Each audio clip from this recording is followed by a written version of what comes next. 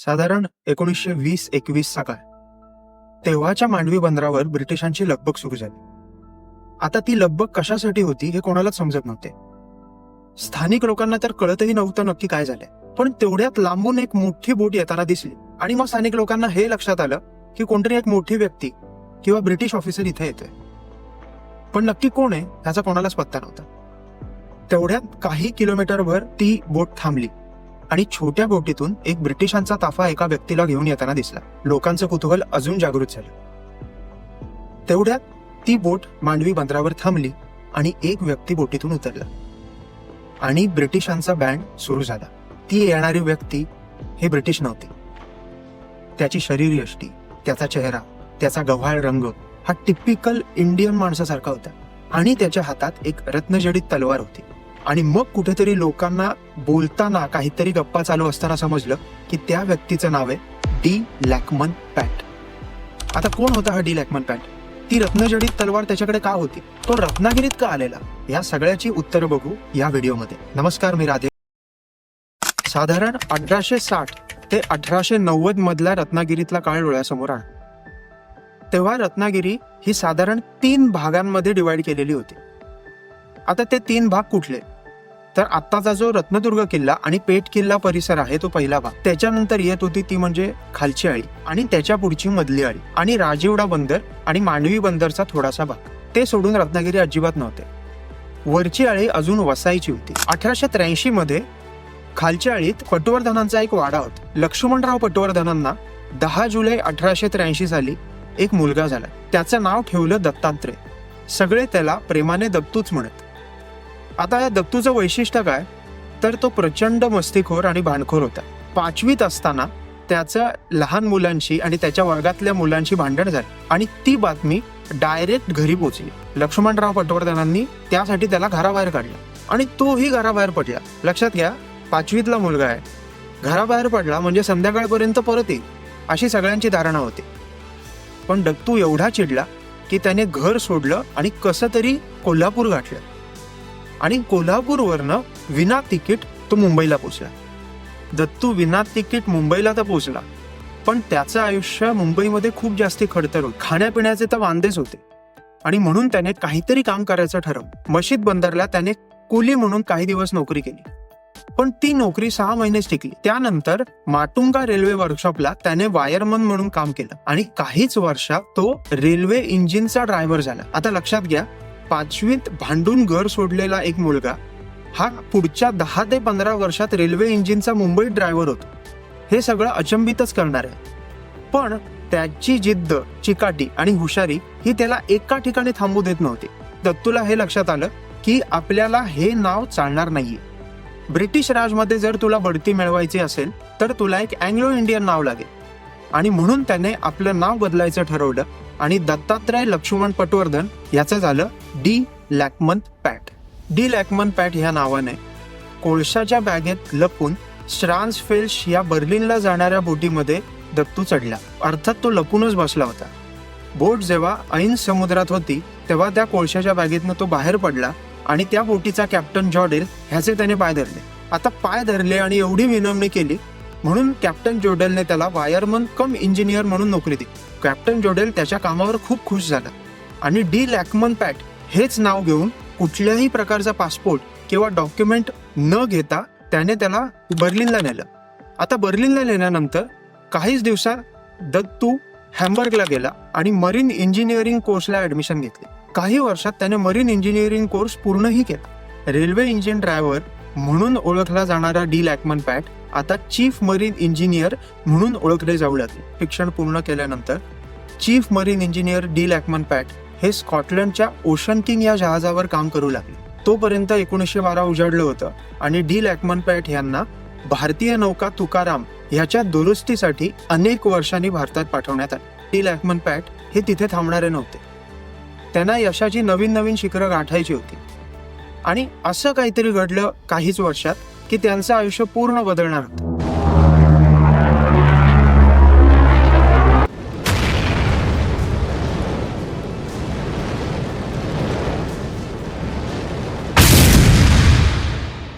1914 मध्ये पहिले महायुद्ध सुरू झाले. लगेच त्यांनी ब्रिटिश वॉर ऑफिसला रिपोर्टिंग केले आणि ॲम्ब्युलन्स कॉर्प्समध्ये प्रवेश मिळवला. त्यांची एकूण कामाची पद्धत याचं कौतुक झालं आणि ससेक्स ब्रिगेडमध्ये त्यांची सोल्जरपदी नियुक्ती केली गेली. तिकडेच तेव्हाची क्षेपणास्त्र, तेव्हाच्या बंदुका आणि तेव्हाची अत्याधुनिक टेक्नॉलॉजी ह्या सगळ्याचा अभ्यास डी लॅकमन पॅट यांनी केला आणि मग प्रत्यक्ष युद्धभूमीवर फ्रान्समध्ये त्यांना पाठवण्यात आलं आणि त्यांनी रॉयल एअरफोर्समध्ये प्रवेश मिळवला. त्यामध्ये ते एक निष्णात फायटर पायलट म्हणून ओळखले जाऊ लागले. विमानांचा युद्धात वापर हा पहिल्यांदा होत होता आणि अशा विमानांचा पायलट होणं म्हणजे जिकिरीचं काम होतं. कारण बॉम्बर एअरक्राफ्टचं नक्की काम काय होतं तर शत्रूच्या सीमा ओलांडायच्या, तिकडची मुख्य ठाणी उद्ध्वस्त करायची आणि परत यायचं आणि तोही अँटी एअरक्राफ्ट गनचा मारा चुकवत. डी लॅकमन पॅट हे एक असे निष्णात पायलट होते आणि सर्वात इंटरेस्टिंग गोष्ट ही आहे की त्यांनी असं एक बॉम्बर एअरक्राफ्ट उडवलं. त्यांनी जर्मनीच्या सीमा ओलांडल्या, बर्लिनवर त्यांनी अटॅक केला. तेव्हा जे बर्लिन सैन्याचं मुख्य ठाणं होतं कैझर विल्यम पॅलेस, ह्याच्यावर त्यांनी हल्ला चढवला आणि ते परत आले. बॉम्बर एअरक्राफ्ट पायलटचं एवढं मोठं कर्तृत्व पूर्ण जग पहिल्यांदा पाहत होतं. हाताच्या बोटावर मोजण्या इतके जे निष्णात पायलट होते त्याच्यात डी लॅकमन पॅट गणले जाऊ लागले. ह्याची दखल तेव्हाचा ब्रिटनचा राजा जॉर्ज फिफ्थ यांनी घेतली आणि म्हणून डी लॅकमन पॅट यांना स्वॉर्ड ऑफ मिलिटरी ऑनर म्हणून एक रत्नजडित तलवार भेट दिली. आता भर सभेमध्ये ही तलवार भेट देताना डी लॅकमन पॅट यांनी जॉर्ज फिफ्थची पहिली माफी मागितली आणि तेव्हा त्यांना सांगितलं की माझं खरं नाव दत्तात्रय लक्ष्मण पटवर्धन आहे आणि त्याच्या मागचं कारणही त्यांनी सांगितलं. पूर्ण सभा चकित झाली, पण जॉर्ज फिफ्थ फक्त हसला आणि तो म्हणाला, माझ्या सैन्यातील शूर तरुण मराठा. ह्या सगळ्याची दखल इंग्लिश वृत्तपत्र ग्राफिक आणि मराठी वृत्तपत्र केसरी यांनी 1919 मध्येच घेतली होती आणि त्यांच्यावर पूर्ण प्रकरणच छापलं होतं. 1921 साली हीच रत्नजडित तलवार घेऊन डी लॅकमन पॅट अर्थात दत्तात्रय लक्ष्मण पटवर्धन हे तब्बल 25 वर्षांनी खालच्या परत आले. आता लक्षात घ्या, लोकांना डी लॅकमन पॅट माहीत होते. रत्नागिरीत केसरी मधलं प्रकरण अनेक लोकांनी वाचलेलं होतं, पण हे डी लॅकमन पॅट म्हणजेच दत्तात्रय लक्ष्मण पटवर्धन आहे हे कोणालाच माहीत नव्हतं. त्यामुळे 25 वर्षांनी जेव्हा दत्तात्रय लक्ष्मण पटवर्धन खालचाळीत आले तेव्हा सगळ्यांना अचंबा वाटला आणि सगळ्यांनी त्यांचं प्रचंड कौतुक केलं. डी लॅकमन पॅट हे तिथे थांबले नाहीत. साधारण 1930 ते 34 मधला काळ असेल असा उल्लेख सापडतो की स्वातंत्र्य लक्ष्मी चौकासमोर एक व्यायामशाळा सावरकरांनी बांधलेली होती आणि त्याच्या बाहेर नेमबाजीचं प्रशिक्षण द्यावं असं सावरकरांना वाटलं. तर त्या तरुणांना प्रशिक्षण देण्यासाठी डी लॅकमन पॅट मदत करत होते. दुसऱ्या महायुद्धात साधारण 1938-39 साली डी लॅकमन पॅट यांना दिल्लीत बोलवलं गेलं आणि पायलट ट्रेनिंग म्हणून ते काम करू लागले. 1943 साली त्यांचा कॅन्सरने मृत्यू झाला. डी लॅकमन पॅट सारखे अनेक कोकणातील वीर हे ब्रिटिशांसाठी पहिल्या महायुद्धात लढले. त्यांची सगळ्यांची नोंद नाहीये किंवा इतिहासात त्यांच्या कथाही आपल्याला दिसत नाही, पण ब्रिटिशांनी त्यांची दखल घेतलेली दिसते.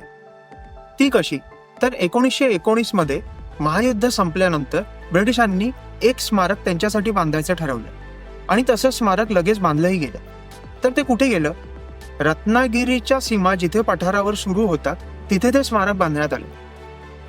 अजूनही ते स्मारक तिथे आहे, ज्याला आपण जयस्तंभ म्हणतो. 2023 साली पूर्ण स्मारक रिनोव्हेट करण्यात आलं, पण 1919ला लावलेली ब्रिटिशांनी पाटी ही 2023 पर्यंत तिथे अस्तित्वात होती.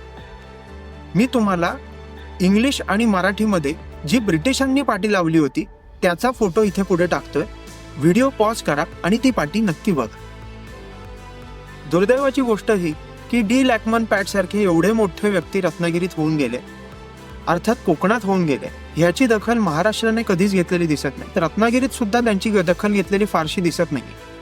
त्यांचा पडकावाडा अजूनही खालचाळीत तशाच अवस्थेत आहे. कोस्ट गार्डचा एक मोठा प्रोजेक्ट रत्नागिरीत येतोय आणि त्यामुळे रत्नागिरीचं एअरपोर्ट आता पूर्णपणे अपडेट करायचं चालू आहे. त्या एअरपोर्टला जर दत्तात्रय लक्ष्मण पटवर्धन असे नाव देण्यात आले तर ती त्यांच्या कर्तृत्वाला आणि कार्याला एक मानवंदनाच ठरेल. डी लॅकमन पॅट सारखे अनेक शूरवीर हे असे आहेत ज्यांची लोकांना अजिबात कल्पना नाहीये.